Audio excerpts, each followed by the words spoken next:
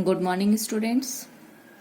Coordination compound video series में आज हम बात करेंगे valence band theory of metal complexes. और वैलेंस बैंड थ्योरी को शॉर्ट में अपन लिखते हैं VBT, वैलेंस बैंड थ्योरी, संयोजकता बंध सिद्धांत। अब देखिए, धातुओं के लिए संक्रमण धातु संकुलों में बंध समझाने के लिए संयोजकता बंध सिद्धांत पॉलिंग के द्वारा दिया गया था। और यह सिद्धांत, संयोजकता बंध सिद्धांत, संक्रमण धातु संकुलों में बंध समझाने में काफी महत्वपूर्ण रहा। इसके ये जो सिद्धांत था, संयोजकता बंध सिद्धांत, ये निम्न अवधारणाओं पर आधारित था। इसके कुछ पॉस्टुलेट्स थे, वो देखिए क्या थे। पहला ये कि जो भी अपने मेटल कॉम्प्लेक्सेस होते हैं उसके केंद्र में स्थित संक्रमण धातु परमाणु या आयन के पास रिक्त डी कक्षक उपलब्ध होते हैं। पहला तो ये था, रिक्त डी कक्षक उपलब्ध होते हैं कि जो भी अपना संक्रमण धातु है, केंद्रीय धातु परमाणु या आयन भी हो सकता है, उसके पास में रिक्त डी कक्षक उपलब्ध होते हैं। और ये धातु परमाणु, ये मेटल और मेटल के पास में होते हैं रिक्त डी कक्षक। और लिगेंड जो होता है उसके साथ बंध बनाने के लिए मेटल लिगेंड को रिक्त डी कक्षक उपलब्ध करवाता है। और इन रिक्त डी कक्षकों की संख्या केंद्रीय धातु परमाणु की कोऑर्डिनेशन नंबर के बराबर होती है। अगर केंद्रीय धातु परमाणु की कोऑर्डिनेशन नंबर मान लीजिए 4V, तो कितने कक्षक उपलब्ध करवाएगा? 4। अगर 6 हुई तो कितने करवाएगा? 6। क्लियर? तो ध्यान रखेंगे कि केंद्रीय धातु परमाणु के पास में रिक्त डी कक्षक होते हैं। ये धातु परमाणु लिगेंड परमाणुओं के साथ बंध बनाने के लिए रिक्त डी कक्षक उपलब्ध करवाते हैं। और कितने रिक्त डी कक्षक उपलब्ध करवाएंगे, ये केंद्रीय धातु परमाणु की उपसह संयोजी संख्या के बराबर होता है। क्लियर? ये है फर्स्ट पॉइंट। दूसरा पॉइंट देखिए, ये जो रिक्त डी कक्षक होते हैं ये संकरण में भाग लेते हैं और समान आकार के, ये जो रिक्त डी कक्षक होते हैं संकरण में भाग लेते हैं और संकरित होकर के समान आकार व आकृति के संकरित कक्षक बनाते हैं। और इन संकरित भिन्न भिन्न प्रकार के संकरण कक्षकों की आकृति भी बोलो क्या होती है? भिन्न भिन्न। अगर मान लीजिए, कैसे देखिए, अगर कोऑर्डिनेशन नंबर 4 हुई तो संकरण हो सकता है वहां पे sp3 हो और उसकी शेप कैसी हो जाए? टेट्राहेड्रल। या फिर कोऑर्डिनेशन नंबर में हो सकता है संकरण, बोलो क्या हो? dsp2 और वहां पे कैसा हो जाए? Square planar. कोऑर्डिनेशन नंबर 6, वहां पे अपन को पता है दोनों पॉसिबिलिटी होती हैं, d2sp3 और sp3d2। और वहां पे जो शेप होती है वो बोलो कैसी होती है? ऑक्टाहेड्रल। क्लियर? तो सबसे पहले धातु जो होती है वो रिक्त डी कक्षक उपलब्ध करवाएगी। ये कक्षक संकरण में जाएंगे, संकरित होंगे और समान और आकृति वाले कक्षक बनाएंगे। अब ये जो संकरित कक्षक होंगे इनकी आकृति भी भिन्न भिन्न होगी। अगर संकरण sp3 हुआ तो टेट्राहेड्रल शेप के होंगे, अगर dsp2 हुआ तो स्क्वायर प्लेनर होंगे, और d2sp3 या sp3d2 हुआ तो ये अष्टफल की आकृति के होंगे। क्लियर? अब ये दूसरा पॉइंट। अब तीसरा पॉइंट देखिए, चूंकि अपन को पता है मेटल के पास में रिक्त डी कक्षक हैं और इन रिक्त डी कक्षकों में लिगेंड अपना क्या करता है? इलेक्ट्रॉन पेयर डोनेट करता है। तो यहाँ पे जो लिगेंड होता है वो इलेक्ट्रॉन डोनर की तरह बिहेव करता है और मेटल जो होता है वो इलेक्ट्रॉन एक्सेप्टर की तरह बिहेव करता है।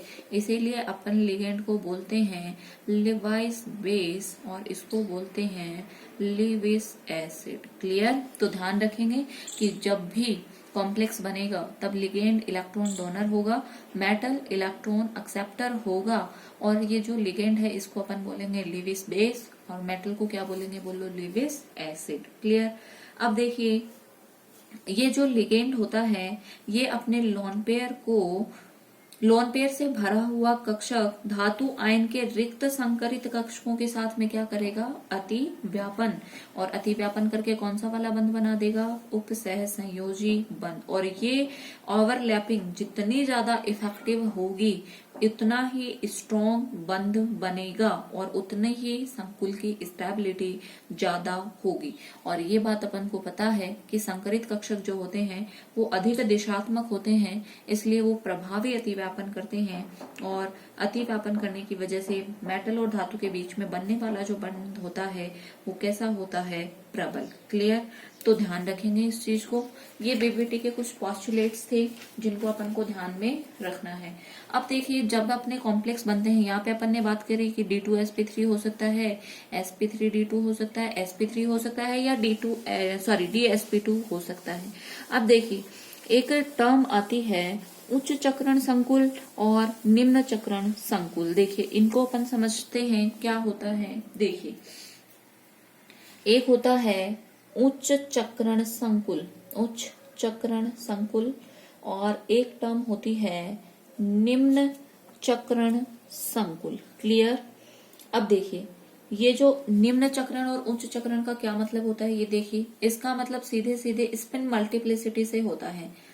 और स्पिन जो मल्टीप्लिसिटी होती है उसको अपन निकालते हैं 2s+1 से। क्लियर? जहां पे s बोलो क्या होता है, रिजल्टेंट जो अपना स्पिन क्वांटम नंबर होता है वो s जो होता है वो होता है resultant spin quantum number s1+s2+s3। कैसे निकालते हैं, देखिए पहले s की वैल्यू, मान लीजिए मेरे पास में d है, डी कक्षक में मान लीजिए मेरे पास में 2 इलेक्ट्रॉन हैं और दोनों के दोनों बोलो कैसे हैं, अयुग्मित। क्लियर? जब आप इनका रिजल्टेंट s निकालेंगे तो एक का हाफ प्लस हाफ बोलो कितना आएगा, 1। क्लियर? पर मान लीजिए अगर यही दोनों इलेक्ट्रॉन मेरे पास में ऐसे होते तो फिर कैसे निकालते, s बराबर एक का होगा प्लस हाफ और दूसरे का बोलो क्या होगा, माइनस हाफ, क्योंकि दोनों की स्पिन अलग अलग है। तो रिजल्टेंट s बोलो कितना आएगा, 0। क्लियर? ये वाली बात आप लोगों को समझ में आई कि और ये डी कक्षक में कितने अयुग्मित इलेक्ट्रॉन होंगे ये अपन को धातु की ऑक्सीकरण अवस्था से पता पड़ जाएगा। अब देखिए, यहाँ पे रिजल्टेंट s आया 1, यहाँ पे रिजल्टेंट s बोलो कितना हुआ, 0। जब आप स्पिन मल्टीप्लिसिटी निकालोगे तो यहाँ पे रखोगे 2s, s की वैल्यू बोलो कितना आई, 1+1, यहाँ पे बोलो कितना हो गया, 3। जब यहाँ पे आप निकालेंगे s बराबर 0 के लिए तो 2 गुणा 0+1 बोलो कितना आया, 1। तो यहाँ पे देखिए स्पिन मल्टीप्लिसिटी हो गई 1, यहाँ पे बोलो कितना हुआ, 3। और 3 का मतलब बोलो क्या हो गया, हाई स्पिन। क्लियर? यहाँ पे स्पिन मल्टीप्लिसिटी ज्यादा है और यहाँ पे बोलो क्या हो गया, लो स्पिन। क्लियर? तो ये वाली बात तो अपन को समझ में आ गई कि कब तो अपन उच्च चक्रण संकुल बोलेंगे, कब उसको बोलेंगे निम्न चक्रण संकुल। क्लियर? अब देखिए, ये अपन इसका एक एग्जाम्पल के द्वारा इसको अपन समझेंगे। देखिए, एक और बात जो अपन को आती है वो सुननी, एक होता है इनर ऑर्बिटल कॉम्प्लेक्स, आंतरिक कक्षक संकुल। देखिए, एक होता है आंतरिक कक्षक संकुल, ये वाली टर्म अपने सामने आती है। एक होता है बाह्य कक्षक संकुल। क्लियर? अब देखिए, इस चीज को आप लोग समझिए। देखिए, अपने को पता है मेटल के पास n-1d ऑर्बिटल्स होते हैं, फिर कौन होता है, ns, np और उसके बाद कौन होता है, nd। क्लियर? ये अपन को पता है। अब देखिए, ये वाले जो डी कक्षक होते हैं ये इनर साइड में होते हैं, इनको बोलते हैं इनर, और ये वाले बोलो कहाँ पे होते हैं, आउटर साइड में। क्लियर? जब मेटल के जो भी अपने कक्षक, अगर मान लीजिए जो अपन ऑर्बिटल काम में ले रहे हैं, अगर वो आप अंदर वाले काम में लेंगे तो उनको बोलेंगे आंतरिक कक्षक संकुल। जैसे देखिए, मान लीजिए ये मेरा हो गया 3d, फिर यहाँ पे कौन आएगा, 4s, यहाँ पे कौन आएगा, 4p और इसके आगे बोलो कौन होगा, 4d। क्लियर? अब अगर संकरित जो कक्षक हैं उनमें आप अंदर वाले डी कक्षक काम में ले रहे हो, मान लीजिए D2sp3 बनाना है मुझे, तो अंदर वाले डी कक्षक काम में लिए तो D2sp3। तो देखिए, यहाँ पे आप अंदर वाले डी कक्षक काम में ले रहे हो, इसलिए इसको अपन क्या बोलेंगे, आंतरिक कक्षक संकुल। लेकिन अगर मान लीजिए मैं एक ले लूं s, 3p और 2 ले लूं बाहर वाले d, तो फिर मेरे पास में क्या बनेगा, sp3d2। तो उनको अपन क्या बोलेंगे, बाह्य कक्षक संकुल। जब आप अंदर वाले डी काम में लेंगे तो आंतरिक कक्षक संकुल। जब आप बाहर वाले डी काम में लेंगे तो उनको क्या बोलेंगे, बाह्य कक्षक संकुल। क्लियर। तो ये चीजें आपको क्लियर हो गई होंगी कि कब तो आप उनको इनर कक्षक संकुल बोलेंगे, कब आप उनको बोलेंगे बाह्य कक्षक संकुल। ठीक है। अब देखिए एक एग्जाम्पल के द्वारा अपन इसको, अब देखिए सबसे पहले अपन को रीअरेंजमेंट और समझना है इलेक्ट्रॉन्स का। डी में देखिए, डी अपन को पता है, मैं डी ऑर्बिटल्स बना रही हूँ आप लोगों के सामने। ये जो मेरा सेट है ये बोलो कौन सा है, T2G, और ये है EG। ऑक्टाहेड्रल कॉम्प्लेक्सेस में नीचे T2G होता है, फिर कौन होता है, EG। अब देखिए जब अपन इलेक्ट्रॉन भरेंगे तो इनमें किस तरीके से भरेंगे, पहले अपन लो एनर्जी वाले ऑर्बिटल्स फिल करते हैं, फिर अपन हायर एनर्जी पे जाते हैं। क्लियर। अब देखो सबसे पहले मैं बात यहाँ पे है अपने N-1D, फिर कौन आता है NS, फिर कौन होगा NP, एंड देन बोलो कौन होंगे ND ऑर्बिटल्स। क्लियर। अब देखिए अपन बात कर लेते हैं, यहाँ पे ये अपने 3 T2G एंड 2 EG डी कक्षक हैं, यहाँ पे S है, यहाँ पे बोलो कौन है P, और ये बाहर वाले बोलो कौन है D। क्लियर। अब सबसे पहले एक इलेक्ट्रॉन की बारी आएगी, एक इलेक्ट्रॉन आप यहाँ भरेंगे, 2 इलेक्ट्रॉन की बारी आएगी तो सब यहाँ पे 3 इलेक्ट्रॉन भरेंगे, तो बोलो कैसे भरेंगे, ऐसे। क्लियर। अगर अपन को 4 इलेक्ट्रॉन भरने हैं तो बोलो कैसे भरोगे, 1 2 3, एंड ये हो गया मेरे पास में 4। अगर 5 इलेक्ट्रॉन भरने हैं तो अपन इलेक्ट्रॉन भरते हैं उनके अधिकतम बाहुल्यता नियम के अनुसार। अब मुझे छठा इलेक्ट्रॉन भरना है, तो देखिए छठा इलेक्ट्रॉन भरने के लिए 1 2 3 4 5, और ये बोलो क्या हो गया, 6। क्लियर। अब देखिए अगर मेरे पास में कोऑर्डिनेशन नंबर, अब बात करते हैं कोऑर्डिनेशन नंबर की। अगर मेरे पास में कोऑर्डिनेशन नंबर या तो होगा 4 या होगा 5, और या मेरे पास में बोलो क्या होगा, कोऑर्डिनेशन नंबर 6। सॉरी, ठीक है, 6 इलेक्ट्रॉन तो भर गए। अब देखिए 7 की बात कर लेते हैं। अगर मेरे पास में 7 इलेक्ट्रॉन होंगे तो 1 2 3 4 5 6, ये तो हो गए। अब 7वां इलेक्ट्रॉन देखो, अगर कोऑर्डिनेशन नंबर 4 और 5 हुआ तो मेरा 7वां इलेक्ट्रॉन जाएगा आगे वाले डी कक्षक में और यहाँ पे जाके फिल होगा। लेकिन अगर कोऑर्डिनेशन नंबर 6 हुआ तो वो इलेक्ट्रॉन भरा जाएगा अंदर वाले डी कक्षकों में, और अपन कुछ भरेंगे इस तरीके से। क्लियर। मेरी बात को समझना ध्यान से आप लोग। अगर कोऑर्डिनेशन नंबर 4 या 5 हुआ, सॉरी, अगर कोऑर्डिनेशन नंबर 4 या 5 हुआ, 4 या 5, तो अपन इलेक्ट्रॉन को भरेंगे यहीं पे। लेकिन अगर कोऑर्डिनेशन नंबर 6 है तो उस इलेक्ट्रॉन को यहाँ पे नहीं भरेंगे, फिर जो अरेंजमेंट होगा वो कुछ इस तरीके से होगा, 1 2 3 4 5 एंड 6, और एक मेरा जो इलेक्ट्रॉन है वो बाहर वाले डी कक्षक में ND में जाके बैठेगा। क्लियर। ये बात मैं आप लोगों को समझाऊंगी। कोऑर्डिनेशन नंबर 8 में देखिए, कोऑर्डिनेशन नंबर 8 में आपको कहीं कुछ नहीं करना है, 1 2 3 4 5 6 7 एंड 8। तो देखिए कोऑर्डिनेशन नंबर 8 में अपन भले सॉरी, अगर 8 इलेक्ट्रॉन है तो भले कोऑर्डिनेशन नंबर 4 हो, भले कोऑर्डिनेशन नंबर 5 या 6 हो, आपको इलेक्ट्रॉन्स को यहीं फिल करना है। कोऑर्डिनेशन नंबर, अगर मेरे पास में 9 इलेक्ट्रॉन है तो देखिए आप लोग, अगर कोऑर्डिनेशन नंबर 4 और 5 है, देखेंगे अगर कोऑर्डिनेशन नंबर 4 और 5 है तो 90 इलेक्ट्रॉन को मैं आगे भरूंगी, और अगर कोऑर्डिनेशन नंबर 6 है तो 90 इलेक्ट्रॉन को मैं कहाँ पे भरूंगी, अंदर वाले कक्षकों में। ध्यान रखेंगे इन दो चीजों को कि कोऑर्डिनेशन नंबर 7 में 7वां जो इलेक्ट्रॉन है वो अगर कोऑर्डिनेशन नंबर 4 या 5 है तो मैं भरूंगी उसको बोलो यहीं पे। लेकिन अगर कोऑर्डिनेशन नंबर 6 है तो वो कहाँ पे जाएगा, आगे। और ऐसे ही 9 में बात करेंगे कि अगर कोऑर्डिनेशन नंबर 4 और 5 है तो इलेक्ट्रॉन जाएगा आगे वाले में, और अगर 6 है तो कहाँ रहेगा, अंदर वाले डी कक्षकों में। क्लियर। अब देखो इसको एक एग्जाम्पल के द्वारा मैं आप लोगों को समझाती हूँ कैसे करेंगे। अब देखिए अपन को ये भी पता होना चाहिए कि कब तो हम रीअरेंजमेंट करेंगे इलेक्ट्रॉन्स का और कब इलेक्ट्रॉन्स का रीअरेंजमेंट नहीं करेंगे। तो देखें आप ऑक्सीडेशन स्टेट चेक करेंगे सेंट्रल एटम की, अगर वो ऑक्सीडेशन स्टेट 3 से ज्यादा है, 3 से ज्यादा, तो आपको ऑलवेज इलेक्ट्रॉन्स का रीडिस्ट्रीब्यूशन करना है। लेकिन अगर वो ऑक्सीडेशन स्टेट 3 या 3 से कम है, 3 से कम, तो फिर आप देखिए अगर FCl Bri या H2O जैसे लिगेंड हैं जिनको अपन वीक लिगेंड बोलते हैं, तो आप रीअरेंजमेंट इलेक्ट्रॉन्स का नहीं करेंगे। अगर इनके अलावा कोई लिगेंड है तो आप रीअरेंजमेंट करेंगे। क्लियर। एक बात और ध्यान रखेंगे आप लोग कि अगर मान लीजिए मेटल अपनी है 4D या 5D की, तो आप हमेशा रीअरेंजमेंट करेंगे।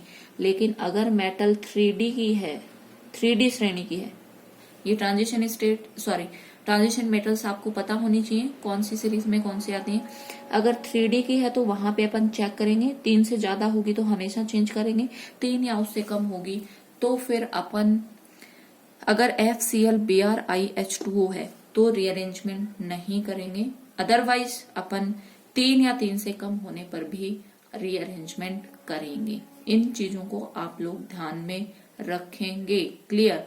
और अब इनको मैं एक एग्जाम्पल के द्वारा आप लोगों को समझाने की कोशिश करती हूँ। देखिए अपने को एग्जाम्पल ये दिया हुआ है, देखिए मैं एक एग्जाम्पल ले लेती हूँ आप लोगों को समझाने के लिए। ये है अपने पास में K4FeCN6। क्लियर। ये अपने पास एक कॉम्प्लेक्स दे रखा है और इसमें अपन को बंधन की व्याख्या करनी है।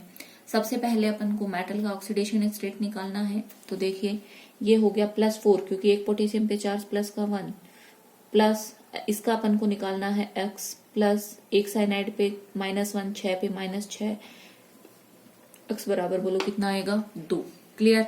अब मैं आयरन लिख लेती हूँ। आयरन का इलेक्ट्रॉनिक विन्यास बोलो क्या होता है 3D6 4s2। क्लियर। मैं लिख देती हूँ। अब देखिए आयरन है कौन सी वाली ऑक्सीडेशन स्टेट में, +2 में, तो S वाले 2 इलेक्ट्रॉन चले जाएंगे और क्या बचेगा 3D6। क्लियर। 3D6 अपन उसके बाद में कौन आएगा 4s 4p और यहाँ पे बोलो कौन है 4d। क्लियर। अब देखिए 3D6 6 वाले इलेक्ट्रॉन जहां पे हैं वो अपन यहीं पे फिल करते हैं, तो 1 2 3 4 5 और ये बोलो क्या हो गया 6। ठीक है। तो ये Fe2+ में इसका बोलो क्या हो गया रीअरेंज। ये Fe2+ में अपन ने इसका इलेक्ट्रॉनिक विन्यास लिख दिया। क्लियर। अब देखिए अपन को क्या देखना है, अब अपन को चेक करना है कि अपन को कब तो रीअरेंजमेंट इलेक्ट्रॉन्स का करना है और कब नहीं करना है। तो सबसे पहले अपन चेक करते हैं मेटल को। मेटल अगर 3D की है तो अपन को ऑक्सीडेशन स्टेट देखना है। अगर 4D और 5D की है तो बिना सोचे समझे ही अपन को रीअरेंजमेंट करना है इलेक्ट्रॉन्स का। लेकिन अब अपन को देखना है कि मेटल 3D की है और 3D की मेटल में अगर 3 से ज्यादा ऑक्सीडेशन स्टेट हुई तो रीअरेंजमेंट इलेक्ट्रॉन्स का करना ही करना है। लेकिन अगर 3 या 3 से कम है तो उस कंडीशन में देखना है कि अगर FCl Bri या H2O है तो इलेक्ट्रॉन्स का रीअरेंजमेंट नहीं होगा। लेकिन अगर इसके अलावा कोई लिगेंड है तो इलेक्ट्रॉन्स का रीअरेंजमेंट होगा। तो यहाँ पे देखिए आयरन के ऑक्सीडेशन स्टेट बोलो कितना है +2। लेकिन आप लोग बताइए क्या ये 3 से कम है? यस। क्या ये वाले लिगेंड है क्या यहाँ पे? नहीं। यहाँ पे लिगेंड कौन है? साइनाइड। इसका मतलब इनके अलावा कोई लिगेंड होगा तो भी यहाँ पे रीअरेंजमेंट होगा। और जब इलेक्ट्रॉन्स का रीअरेंजमेंट होगा तो देखिए अपन क्या बोलेंगे कि यहाँ पे ये इलेक्ट्रॉन रीअरेंज होंगे और रीअरेंज होने के बाद में देखिए 1 2 ये 6 इलेक्ट्रॉन, इनका क्या हो गया रीअरेंजमेंट। उसके बाद आगे बोलो कौन है 4s के बाद में बोलो कौन है 4p। अब अपन ये हो गया 3D, ये 4s और ये बोलो कौन हो गया 4p। और अपन ने क्या कहा था मेटल अपने कोऑर्डिनेशन नंबर के अकॉर्डिंग खाली कक्षक उपलब्ध करवाएगी लिगेंड को। और जैसे यहाँ पे देखिए साइनाइड 6 है, इसका मतलब 6 अपन को कक्षक चाहिए। मेटल ने दे दिए 2 दे दिए D और 3 एक S और 3 P, तो D2sp3। देखना जरा 6 संकरित कक्षक मिल जाएंगे क्या? यस। और D2sp3 शेप बोलो कैसी हो गई ऑक्टाहेड्रन। अब आप देखिए अंदर वाले D काम में आए हैं या बाहर वाले? तो अंदर वाले D काम में आए। यहाँ पे 4D को अपन ने काम में नहीं लिया है और अंदर वाले D काम में आए तो इनको अपन क्या बोलते हैं इनर ऑर्बिटल कॉम्प्लेक्स। क्लियर। क्योंकि आंतरिक संकुल काम में आए हैं।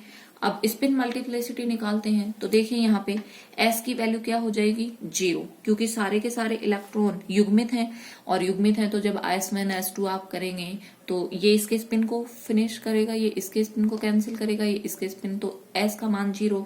तो जब आप स्पिन मल्टीप्लिसिटी निकालेंगे तो 2s + 1 करके तो वो कितनी आएगी 1 का मतलब बोलो कैसा हो गया लो स्पिन। क्लियर। तो अब ये जो मेरा, अब मैं इसके बारे में इतनी इंफॉर्मेशन दे सकती हूँ कि ये जो मेरा कॉम्प्लेक्स है ये कैसा है, इनर ऑर्बिटल कॉम्प्लेक्स है, लो स्पिन बनेगा, कोई भी अनपेयर्ड इलेक्ट्रॉन नहीं है, इसलिए कैसा होगा प्रति चुंबकीय। इसका संकरण क्या होगा D2sp3। इसकी शेप बोलो कैसी होगी ऑक्टाहेड्रल। क्लियर। तो इस तरीके से अपन इसके बारे में बता सकते हैं। क्लियर। आप लोग इस चीजों को ध्यान में रखेंगे। ऐसे कुछ एग्जाम्पल्स आपकी बुक में दे रखे हैं जिनको आप लोग सॉल्व कर लेंगे। क्लियर। अब देखिए वीबीटी की कुछ सीमाएं थी जिनकी वजह से ये नियम जो था वो ज्यादा महत्व का नहीं रहा। एक तो वीबीटी जो थी वो धातु के संकुल विलयन में रंगीन आयन मुक्त करते हैं, इसकी व्याख्या नहीं कर सकता था। एक ये नहीं बता पाया कि कब तो इनर ऑर्बिटल कॉम्प्लेक्स बनेंगे, कब आउटर ऑर्बिटल कॉम्प्लेक्स बनेंगे। और चुंबकीय गुणों की मात्रात्मक व्याख्या भी इस सिद्धांत पर नहीं की जा सकी, इसीलिए वीबीटी का सिद्धांत जो था वो फेल हो गया था। इसकी कुछ लिमिटेशंस हैं, उनको भी आप लोग पढ़ेंगे। क्लियर। Thank you.